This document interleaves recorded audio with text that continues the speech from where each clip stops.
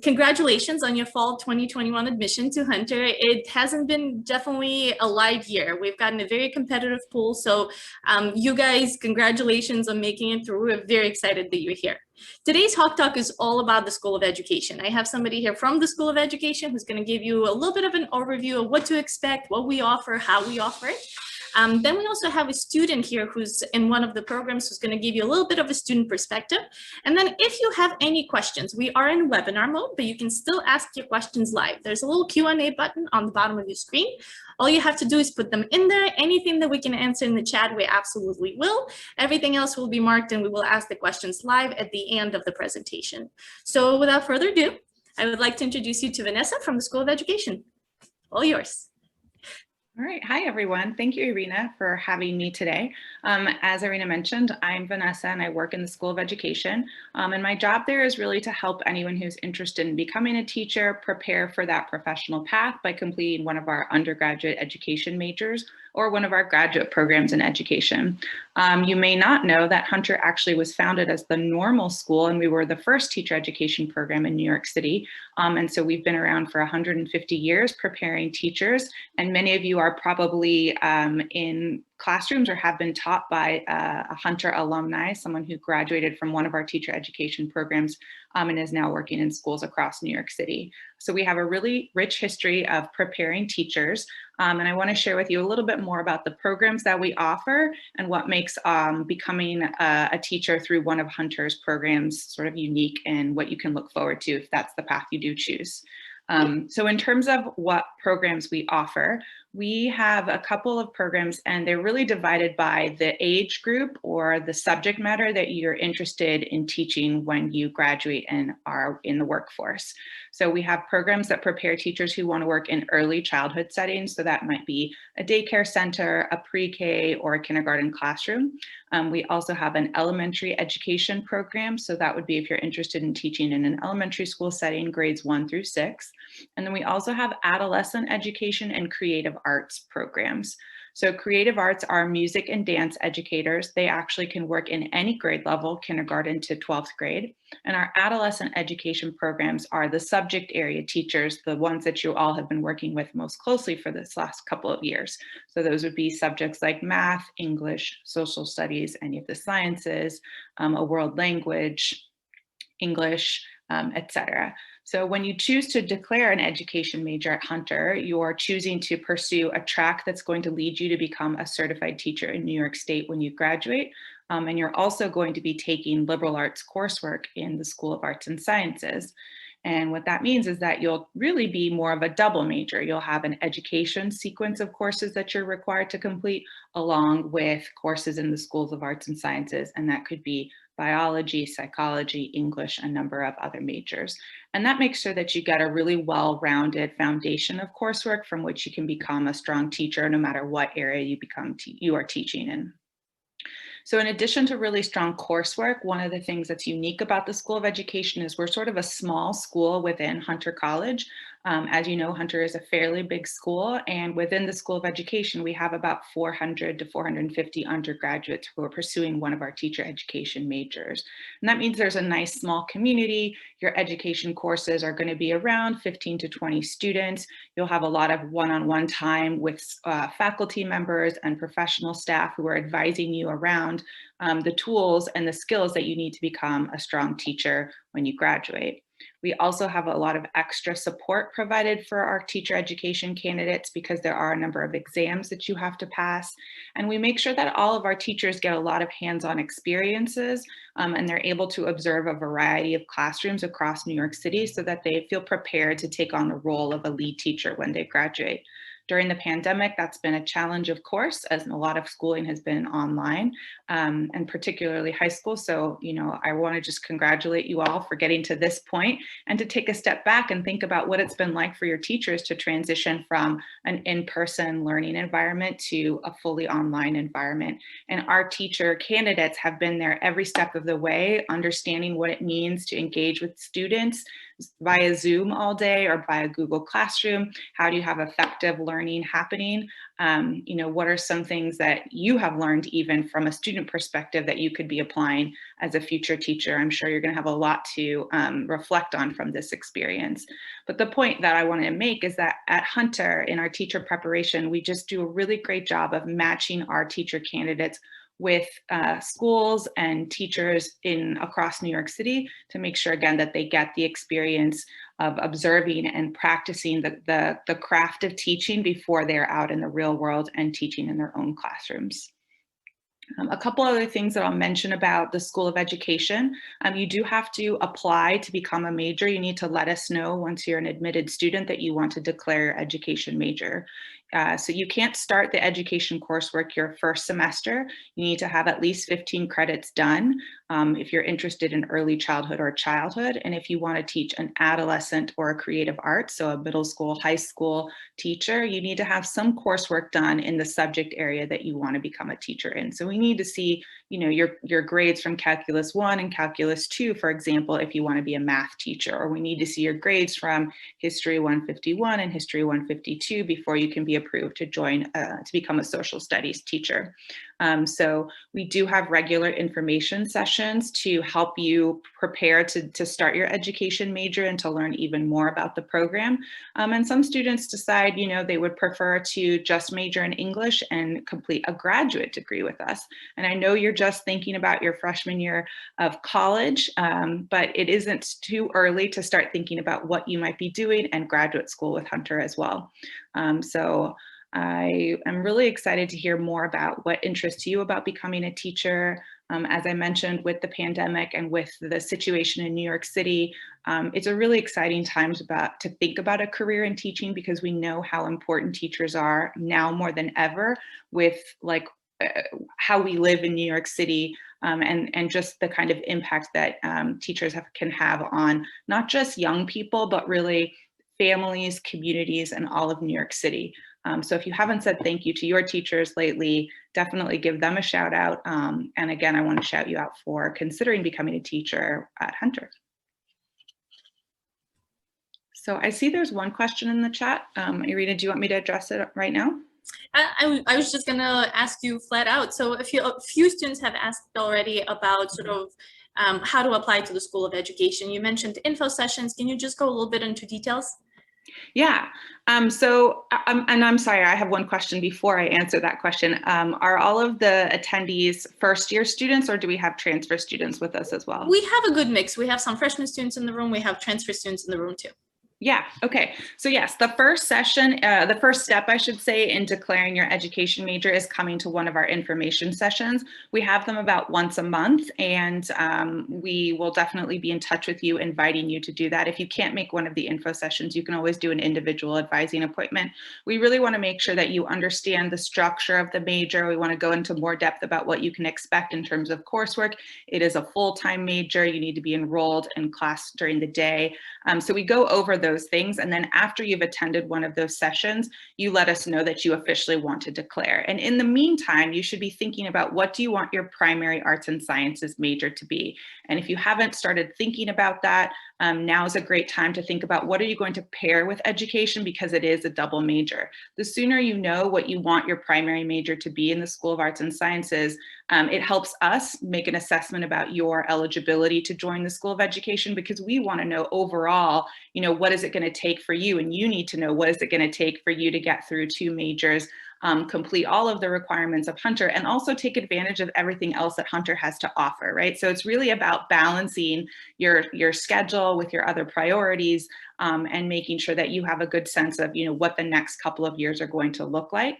Once you attend a session and you let us know you want to declare, we take a look at your coursework and make sure that you are in fact eligible. So we're looking for, again, progress in your major if you're an adolescent or a creative arts candidate. And we need to see, progress in your overall Hunter requirements. If you're interested in childhood or early childhood, then we let you know you've been approved. And then you actually attend an orientation session with the faculty leader, your academic advisor, so that you are really clear in scheduling out, what is it going to look like semester by semester. Education is a unique major because your courses are pretty much sequenced for you. You don't pick and choose when you're going to take a class or what class, might be interesting for you. There's no elective component to our major, which is very different from something like sociology or English. So we really help you sequence that out and also help you think about how do you fit in the other courses that you're taking to make sure that you can complete your degree in a timeline that works for you. So in terms of, what other majors you can do with education, it really depends what you're interested in. I would say, go on the department websites or the catalog and take a look at what courses interest you, what topics interest you. A lot of people think, oh, I have to be a psychology major if I also want to be a teacher. Psychology is really helpful to becoming a teacher, but it's not the only subject that's helpful to you. An English major, a history major, women and gender studies, even another language, right? A Spanish major can also make a great elementary school teacher, or they could teach Spanish at the high school level. So you want to make sure that your major is something that's interesting to you and is also going to be manageable to you. And it's to make sure that it's going to work with the courses that are going to be required for early childhood or childhood. And again, if you're interested in adolescent teaching, meaning middle school and high school subject specific or creative arts, your major needs to be the subject that you want to teach. So if you want to be a math teacher, you need to be a math major. If you want to be an English teacher, you need to also be an English major. Awesome, Vanessa, thank you so much. You've answered sort of the general logistic question. So I would love to introduce Samiha, who's a current student in one of the education programs. Samiha, do you want to tell us a little bit about yourself, what year you're in, where you're from, and why you decided to study education at Hunter? Gotta unmute yourself. Happens. Nope. There you go. Can you guys hear me? Yep. You guys all good? All right, so I'm Samiha, guys, and I am a second year student, but I'm in my first semester of the education program, and I'm doing early childhood education, and media studies is my second major. And so far I'm in my, I want to say I've got maybe 4 or 5 education classes under my belt right now. It's a heavy course load, I'm not gonna lie. Very research based. I'm like completely blanking right now because it's very new to me. The most interesting course to me so far has been just looking into the history of like education and how it's affected New York and how it's affected like childhood development. If there are like questions in the chat or something that I can answer. No, absolutely. So a few students are asking, how do you manage a different course load, right? How does it feel for a student to manage School of Education classes with a major class, especially media studies, which seems a little disconnected, right? Which what most students think, they would never think to combine the two. So how do you manage that type of sort of different coursework in your day-to-day? So the way I'm only taking one media class right now, but the way that I plan on connecting it with my early childhood education major is that I know right now, especially because of a pandemic, we've got a lot of screens in front of our kids. And I know one way that, people like right now, we have a lot of iPad kids happening and they're just like glued to their screens. So the purpose of the media studies major was to, kind of turn that into a positive. And the way I'm managing the course load is it's a lot of time management because I've got the research heavy classes and I've got one one asynchronous class. And so it's really just about like plotting out. I've got like 4 different planners and it's all just about like mapping out my day. So I've literally got everything mapped out like to the hour, and I've got all my like syllabuses all linked with my sorry, I don't know why I'm blanking. This is what happens when you have a course load like this, but that's the old, like I truly like, it's just time management and like writing everything down. It's at first it feels like a lot because like you guys said, it's not really about I want to take this class right now. It's these are the classes you need to take and this is when you're going to take them. So you just have to plan accordingly. And it's honestly not that bad because the subject matter is really, really interesting and you get to learn about how kids learn, you get to learn how to teach them. And I don't know, I love it. I can't like, It's a lot of hard work, but it's very rewarding. Awesome. Awesome. Thanks so much, Samiha.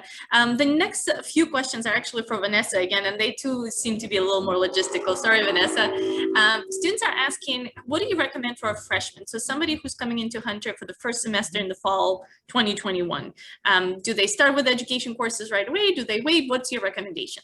Yeah, so my recommendation is start with the Hunter core, right? Really familiarize yourself with what's required to get your bachelor's degree from Hunter and what are those required categories, what courses satisfy those. So for example, there are things like pluralism and diversity requirements. There's a foreign language requirement. So first step is really make sure that you're clear on what all the requirements are.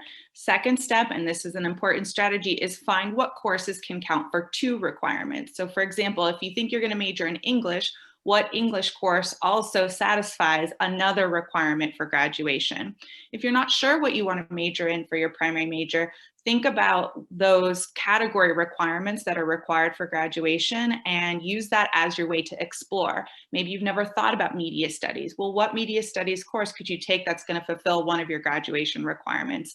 And so that's what I recommend for your first year. And that really helps you solidify what you want your primary major to be so that you can start taking classes to fulfill the primary major requirements earlier on. You can plan to do more of that second semester of freshman year and into your sophomore year, and that will free up more scheduling time to do the education course requirements more during your junior and senior year. What Samiha explained about her experience, taking mostly education classes and just one primary major requirement is very typical. And so we see some students also taking advantage of summer courses to really make sure that they can fulfill all of the requirements to graduate and of their majors within a 4-year timeline. And I would also just say, don't worry so much about completing your degree as quickly as possible. Just make sure that you're getting the experience that you want and using this time to explore a variety of subjects, because even if you end up teaching middle school math or high school biology, it's really about connecting with kids, connecting with students. I think we can all think about who was the best teacher that we had. And once you get to be my age, you may not even remember the subject that you were in, but you remember that person. So it's important to think about what courses are you taking and how are you able to connect with people in those courses? Because I think that's what's going to make anyone a strong teacher. Thank you, Vanessa. And I think that leads into like the second set of questions that came in. How does School of Education at Hunter help you with figuring out like practice work? How do you start? When do you start? How does that work? Mm-hmm.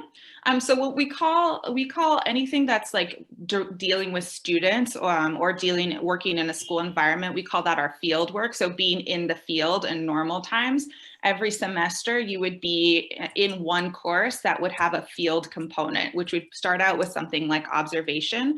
And then you move on to maybe working with small groups of children. And then you go all the way up until your final semester, which is your student teaching semester. And that's when you really take on the full practice role of being the person in charge of the classroom. But there's a lot of support along the way. And we are in the School of Education have administrative staff who are placing you in a particular school. And you're usually going with a couple of other education students from Hunter, so you're never alone. And then there are faculty members who come to that school site with you and observe you and give you feedback along the way. So you're never in a position where you have to find the school, because we want to make sure you're getting a quality placement, and you're never going to feel like I'm here alone for a whole semester, right? You're going to have staff, colleagues from your courses and your faculty advisors there helping you along the way. Awesome, thank you. A few of our students are also asking if they want to specialize. So things like special education or perhaps TESOL or anything along those lines. How does that work? Yeah, so great questions, because we really need people who have that special skill set in classrooms across New York City. Certainly special education, TESOL, bilingual education, there's a huge demand for that across New York City, and Hunter is really well positioned to help train teachers in those specialty areas. So we think about the undergraduate teacher education programs as more foundational. So those are either developmental or subject specific. And then you have the opportunity to specialize in graduate school. So if you do need to eventually get a master's degree to hold on to your teacher certification to become what's called professionally certified. So we talk a little bit about, if you want to be a special educator, what grade level do you want to do that? So you would become what's called a generalist. And I know this is really technical, but it's important to kind of know the technical parts about it. But we ask you to become a generalist at the undergrad level, and then you would do a master's degree in special education or TESOL or bilingual education. That gets you the certification in a more specialized area. And it also helps you progress up the salary scale if you're going to be a New York City public school teacher. Awesome, thanks so much. That also leads to the next question. A few of our students are thinking about traveling after their time at Hunter. So how does the certification work in New York, or can they get New York certification and teach somewhere else? Any info you have on that? Yeah, so I started out as a teacher in California, and when I moved to New York, I had a really hard time bringing my California certification into New York. And that's because New York has a pretty high bar, meaning we ask our teachers to do a lot to be certified. So if you're thinking of moving to another place after New York, you'll want to start looking at what does that state think or say about how to bring in certifications from New York to, let's say, North Carolina or Florida, or if you want to go back to California. Every state has a different requirement for teacher certification.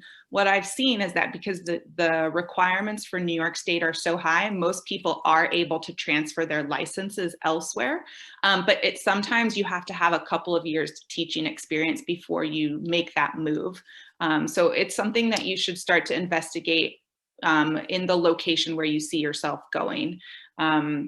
And I would also say, sometimes people end up working in private schools or charter schools, and the certification requirements in those types of schools can be different than public school settings. So that's another layer to sort of think about as you think about the job market. Within New York City, a lot of our undergraduate students do stay on or continue into our graduate programs, and they're very well connected to the Department of Education, but some of them also end up working, in charter schools or private schools in the tri-state area, but they've had a great preparation to do that. I have to say, seeing some of our graduates in New York City DOE schools has been awesome. I love personally that picking up my nieces, my nephews from programs, I can tell that they're Hunter, they're wearing Hunter shirts or Hunter name tags or whatever it may be. It makes me happy to see that. Yeah. I don't even have kids in the DOE system yet. A question for you about the testing, right? A lot of students are a little worried about the preparation for these state exams for licensing. Does Hunter offer any support? Yeah, so we do embed support for our teacher certification exams within your classes. And then we also support you by making sure that you know when the best time is to take the exam. So we wouldn't say take an exam that has math until you've completed both of the math courses in your education sequence. And then in addition to that, we do have workshops to help teachers prepare for a couple of exams. The last and the major sort of piece that you need to submit in order to become a certified teacher is called the EdTPA. It's a digital teaching portfolio where you have to record yourself and do some reflection, and it's called an exam, but it's really a digital portfolio, and you all know what that means. So we do also have workshops to help teacher candidates prepare that. And then we have certification workshops to help you do, the nuts and bolts of actually applying for your teaching certificate, which is kind of like applying for a driver's license or passport, where you have to fill out the forms and submit all the documents on time. And there are also some costs associated with that. So we want to make sure everyone's aware of, all of the components. And again, we're very lucky in the School of Education at Hunter specifically to have so much extra support for undergraduates and our graduate students who are, completing the certification process. I think that also leads me to the next question. You're literally answering questions as you go. So a student is asking, are they required to go into the graduate school right afterwards, after their undergrad, or should they teach first? Should they come back? What is your recommendation for that? So you're not required to go straight into a graduate program. Some students do that, I think, just because they're used to juggling so many things that it feels natural to start teaching, which is a challenging year, but also continue with graduate school. One of the big differences between graduate school and undergraduate school is the time when classes are held.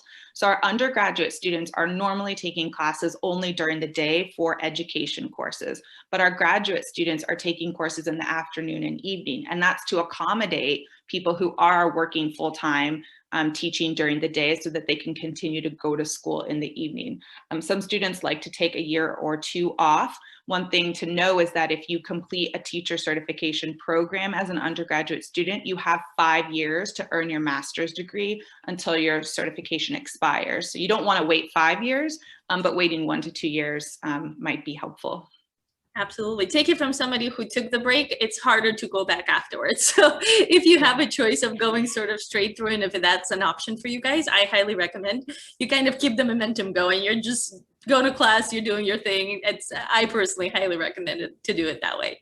Yeah, I mean, also from a salary perspective, right? When you start teaching as an undergraduate, I think your salary is in the high 40s to early 50s. Once you have your master's degree, it goes up to in the 60s. So it is, it's worth it from that perspective as well. There is financial aid for graduate school. You can, apply for FAFSA and take out loans. And then if you're working while you're going to school, that also is going to help you with the costs. So it's a little bit different, but as an undergraduate student, my office is also supporting people who are interested in applying for graduate school. So you can come back and talk to me in a couple of years, and we'll help you sort out your graduate school application. Thanks, Vanessa. A few of our students are transfers in the group, and a lot of them are asking about the programming. You mentioned that the classwork tends to be during the day for undergraduate program. Can you talk a little bit about, can a student who's working during the day potentially be part of the program, or is there a different route that you would recommend for them? Yeah, it's pretty hard to work during the day and complete the coursework because courses are usually meeting twice a week. And then if you're going into the field, once you get to the student teaching semester, you need to be available all day, like school hours. So that's 7:45 to 2:45 at the minimum. And that doesn't count like preparing for your lessons, debriefing with your cooperating teacher. So it's a very intense last semester. And that's why we also recommend you have pretty much everything else done to graduate before you get to student teaching. So if you need to work, or you would prefer to keep working full time during the day or even part time during the day, I would suggest that we talk a little bit more about, the timeline and what you need to do to prepare for graduate school. Because as I mentioned, when you go to graduate school, the courses are in the afternoon and evening. So there's a little bit more flexibility with working during the day. You still have to do student teaching, but it gives you a little bit more time to sort of prepare to take that full semester off financially, right? And, making sure that you have sort of commitments and support ready to sort of make sure that you're successful in that last student teaching semester. Awesome. Thanks so much, Vanessa.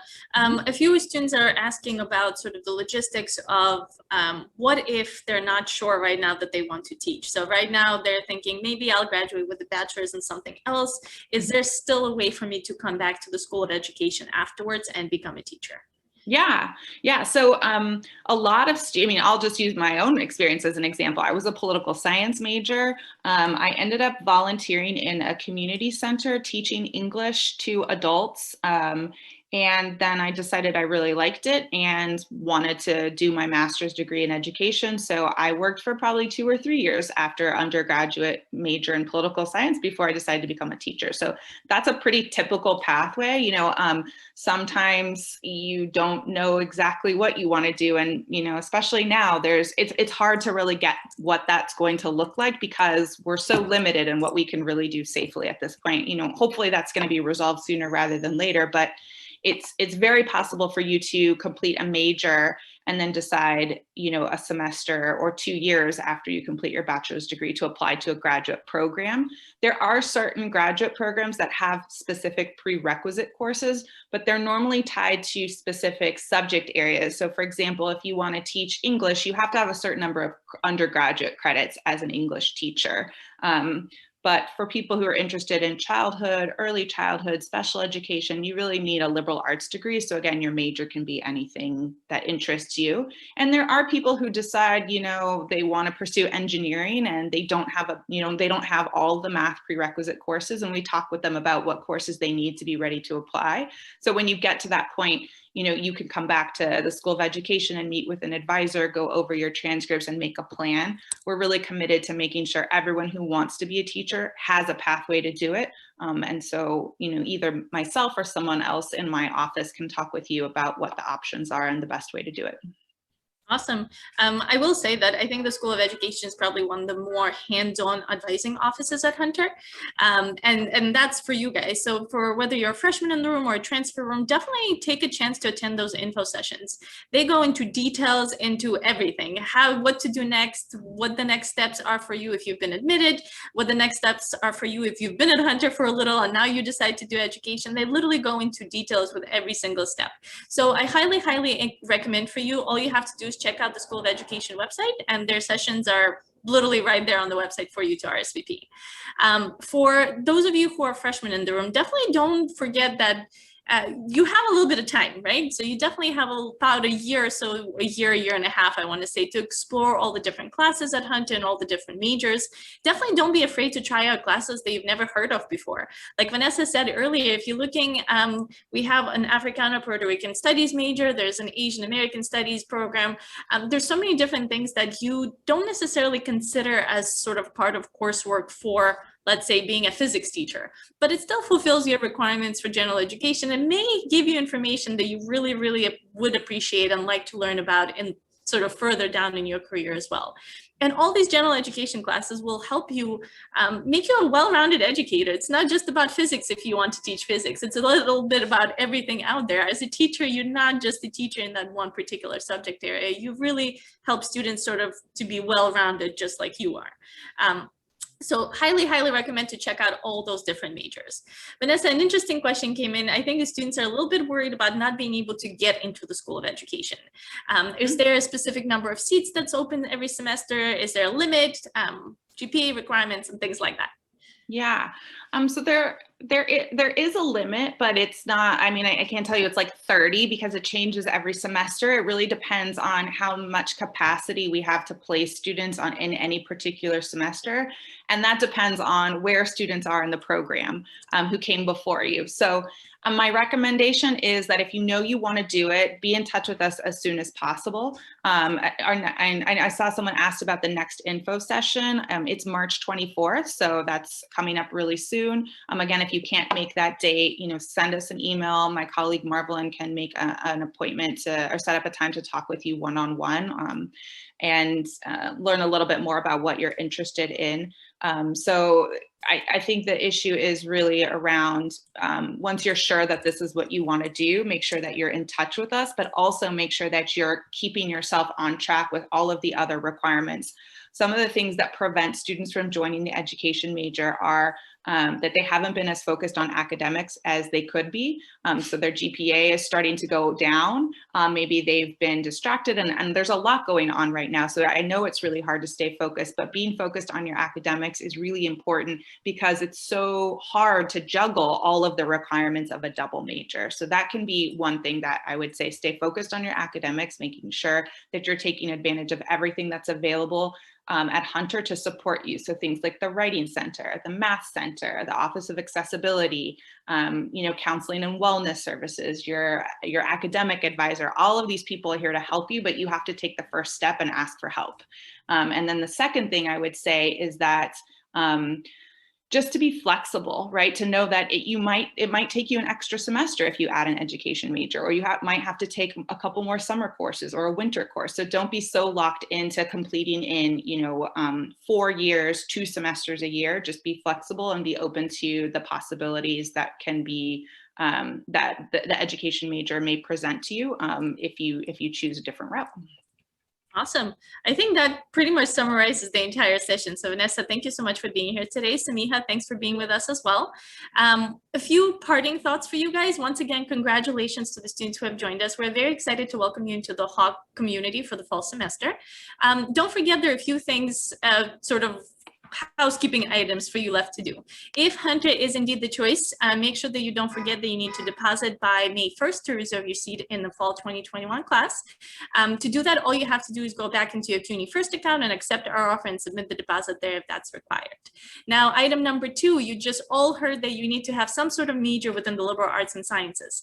There are about 70 other Hawk Talks that are scheduled specific to the major of your choice within the next month and a half now until May 1st. So definitely check out the website that I just put into the chat for you. That's your Accept a Student page. It has a lot of information, but most importantly, it has the link to all the Hawk Talks that are still coming at you in the next month and a half. And last but not least, if you're interested in hearing from our current students, on that very same page, there's a little box that says Chat with Students, and that's going to take you directly to our current students. You can talk to students within the adolescent education program, elementary education program, or any other major that you want to talk about. Some students on there are residents, some students on there are commuters, so you can ask about their commute time or about their residence life experience. And then you can ask them questions that are just general about Hunter too. Well, we would love to have welcomed you to campus in person, although this semester that's not possible. We definitely hope that we can meet you in person very, very soon. So once again, thank you for coming and congratulations. We look forward to meeting you soon, guys. Have a good one. Bye, everyone. Bye, congrats.